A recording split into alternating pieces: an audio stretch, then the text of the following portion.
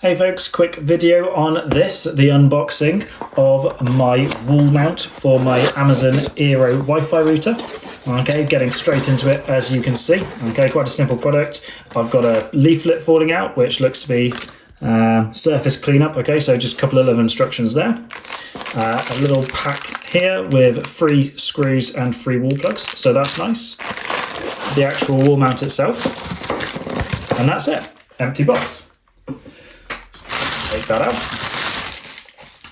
So, okay, so that looks quite nice. As you can see, I've got 2 holes here, 1 and 2. So that must mean there is a spare screw and wall plug in the box. The actual router itself just sort of sits in here like that, so it would sit like that on the wall. And this hole at the bottom that you can see, that's where the power cable and the 2 Ethernet cables would go.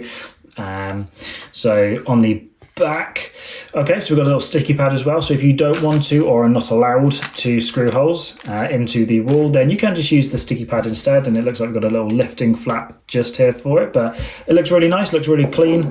Happy days. That is what is inside the box.